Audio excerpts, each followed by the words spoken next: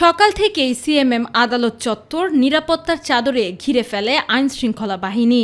সঙ্গে ছিল সেনাবাহিনীর বাড়তি সতর্কতা। 10টার পর সহকর্মীদের সাথে আদালতে আসেন আমার দেশ পত্রিকার ভারপ্রাপ্ত সম্পাদক মাহমুদুর রহমান। সাবেক প্রধানমন্ত্রীর ছেলে সজীব ওয়াজেদ জয়কে অপহরণ ও হত্যা চেষ্টা মামলায় আত্মসমর্পণ করেন তিনি।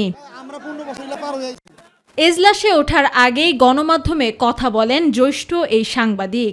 জানান তার বিরুদ্ধে আনা সকল মামলা মোকাবেলা করবেন আইনি প্রক্রিয়ায়।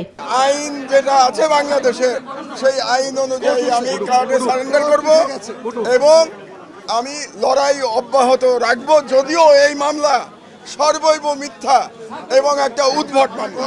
আত্মসমর্পণের পর মাহমুদুর রহমানকে কারাগারে পাঠানোর নির্দেশ দেন ঢাকার চিফ মেট্রোপলিটন ম্যাজিস্ট্রেট আদালত। আদালতে মাহমুদুর রহমান জামিন চাননি জানিয়ে তার আইনজীবী বলেন, বুদ্ধিভিত্তিক লড়াইয়ে ফাঁসানো হয়েছে তাকে। আমরা আদালতের কাছে তার জামিনের প্রার্থনা করি নাই, তাকে জেলে পাঠাবার কথা বলেছি। আর যেহেতু তিনি মন্ত্রী ছিলেন, তাকে যেন প্রথম শ্রেণীর মর্যাদা দেওয়া হয়। জনাব মাহমুদুর রহমান জেলে গেছেন, উনি আপিল করবেন, তারপর জেল থেকে বেরিয়ে আসবেন, সেটাই আমাদের প্রত্যাশা দ্রুততম সময়ের মধ্যে। ওনার বিরুদ্ধে যেই মামলায় সাজা হয়েছে সেইটাই তিনি সারেন্ডার করেছেন।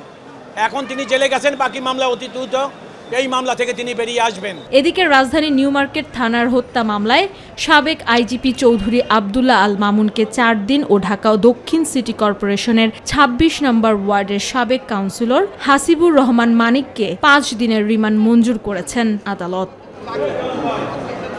আমেনা হীরা, মাই টিভি, ঢাকা।